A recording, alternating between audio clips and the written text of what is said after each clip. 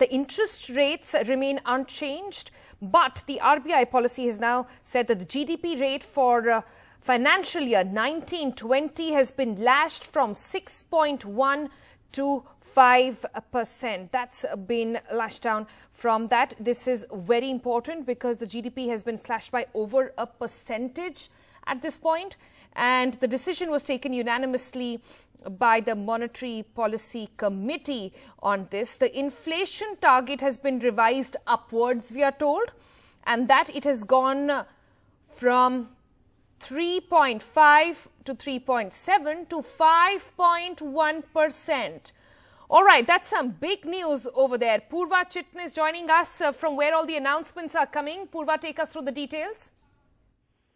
The very first thing is the repo rate, which is also the interest rate. That's as against the expectation, which there will be another rate cut. But that has not happened, and unanimously all the Monetary Policy Committee members have decided to keep the interest rate unchanged at 5.15%.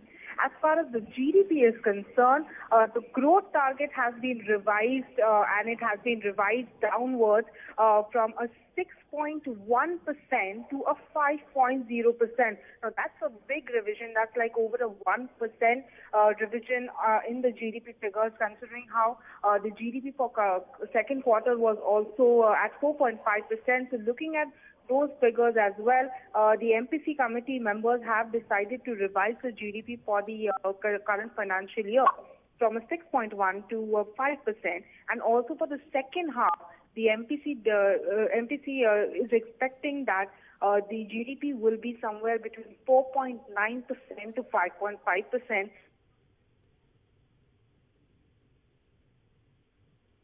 Big revision there as far as the GDP is concerned. So there are definitely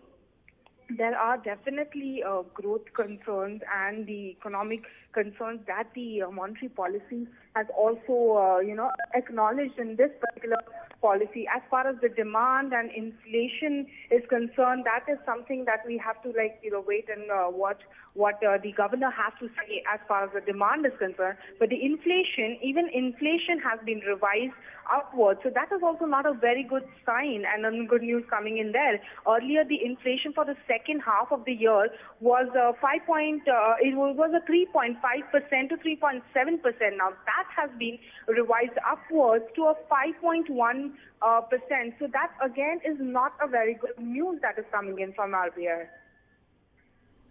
Well, Arun Kumar joins us on the phone line for more on this. Mr. Kumar, growth rate coming down, inflation going up, not very good signs.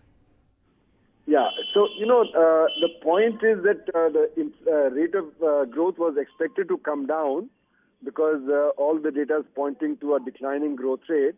But this is only the organized sector growth rate. It doesn't factor in the unorganized sector. If that is taken into account, then our real rate of growth is probably negative at this point. It's not positive. And I think the RBI somewhere is realizing that, but until the official data is revised, it cannot take that into account. And that's why it is surprising that the interest rate has not been cut further, because to revive the economy, even though it will have a very limited impact, they should have cut the interest rates further. But they haven't done that, and I think that's because officially they are looking at the inflation, which, as you say, has been revised upwards, and they don't want the inflation to move up further. But the point is the RBI cannot impact inflation, which is coming from food items. So therefore, that should not have been their real concern at this point of time. They should have really looked at growth more than inflation, because inflation is not something that the interest rate policy will be able to control at this point of time.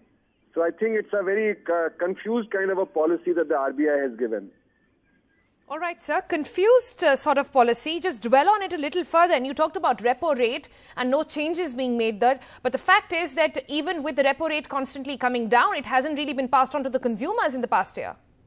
So, it should have been passed on. But as I said, even the interest rate cut will not really lead to an increase in the investment in the economy, because there's spare capacity. So in a sense, the RBI's policy is pretty much ineffective at this point. in raising either the investment or the growth rate or in checking inflation. That's why I think they've been trying hard to cut the interest rate over the last 5 policy announcements, and yet it hasn't had the positive effect that they were hoping for. So they should have learned from that, and they should have done exactly what they could do, because without the fiscal policy being in tandem with the monetary policy, I don't think we are going to be able to tackle the current problem where the inflation rate, especially of food items, is rising and the investment is not rising, so the rate of growth is not rising. So I think they needed to understand what their limitations are and act within that.